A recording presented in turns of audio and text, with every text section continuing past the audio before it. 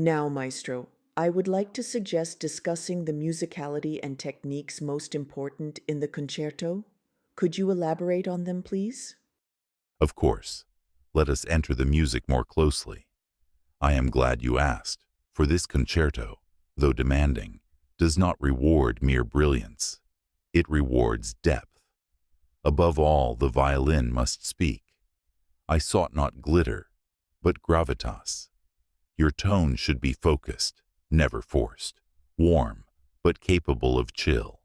The first movement opens in mist, a kind of hovering. Begin not with bravado, but mystery. Dolce, yes, but with tension beneath. The tone must draw the listener in, as if following a distant light. What about bowing and rhythm? What should we know about them? The bow is everything. In the first movement's long lines, you must sustain without collapse, floating like breath over water. Yet in the third movement, the bow must strike, short, articulated, yet never harsh. Think of a reindeer galloping, heavy yet elegant. Find the swing in it. The rhythm should pulse like blood. What comes to rhythmic discipline, this is crucial. The concerto often teeters on the edge of dance and free speech. Keep the rhythmic spine clear, especially in the finale. Without it, the movement loses its wild dignity. Remember, this is not a showpiece. It is a journey. Technique must serve the voice. Always ask, what is the violin saying, and how can I clear the way for it to say it? Anything else important that we should keep in mind? There are double stops that ask not only for accuracy, but resonance. The cadenza, in particular, requires you to ring them out with clarity. Let the violin's sympathetic vibrations speak. Intonation here is not mathematical. It is emotional. If you play in tune, but without feeling, the passage dies.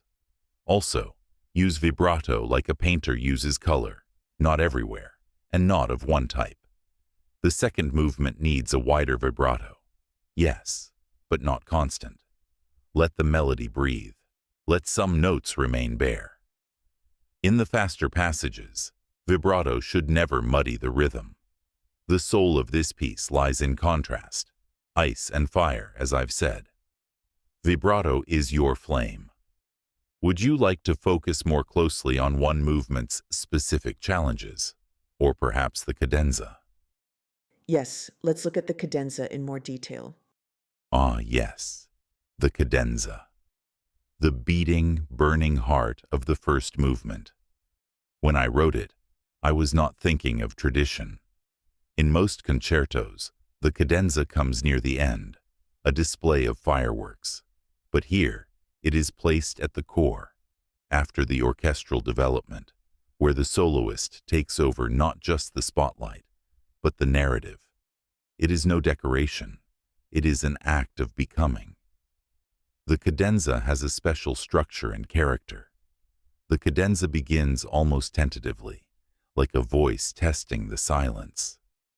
But soon it grows into double-stopped scales, trembling tremolos, broad, broken chords.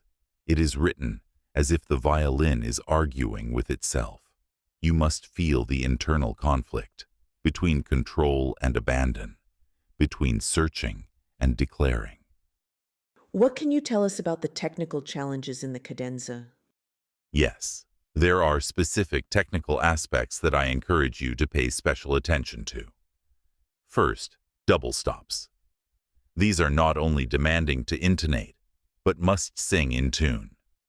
Finger pressure, bow speed, and contact point must work in unity. Play them not like chords, but like phrases, as if each pair of notes carries meaning. Second, arpeggios and broken chords. Let them flow, yes, but with weight. The sound must shimmer but not vanish. Use the bow to shape each descent and rise. And finally, rhythmic clarity. Though free in feeling, it must never become muddled. Practice slowly. Speak the rhythm aloud if needed.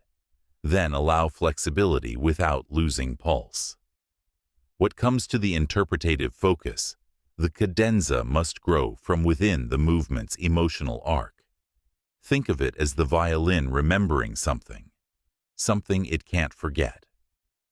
Begin with reflection, build to revelation, then release.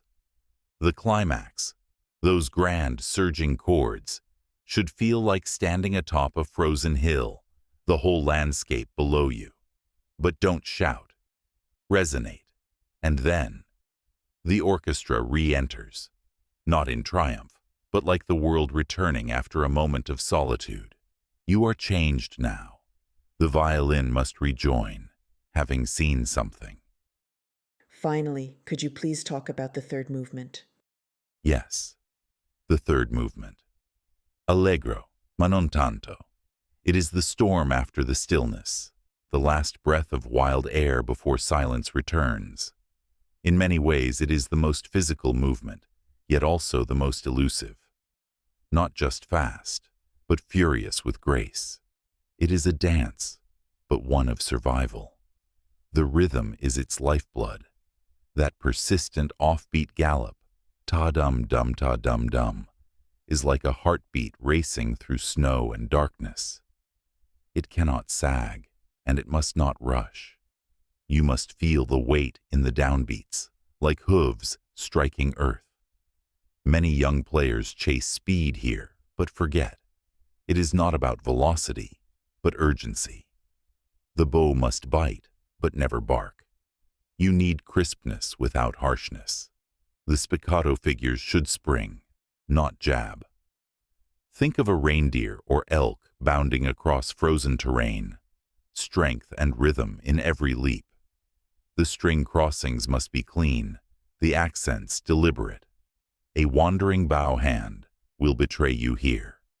Shifting must be accurate, yes, but also expressive.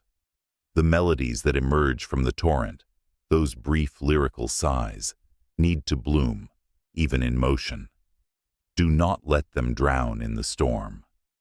And when the triplets come, carved in stone like runes, they must be exact, but filled with heat. What about the character and expression? Some have called this movement grotesque, like a dance on the edge of madness. That is not entirely wrong. It grins with teeth. There's defiance here, and perhaps a touch of spite, but also celebration, a fierce joy that comes only when you've faced something vast and survived.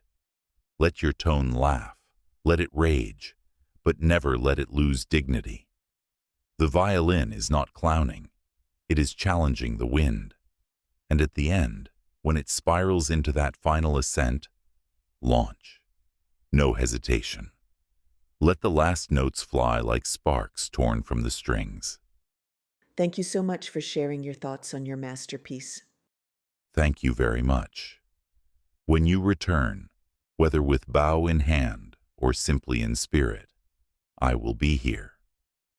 This concerto does not vanish between performances. It waits, like a landscape under snow, ready to awaken. Until then, do not strive to impress. Strive to speak.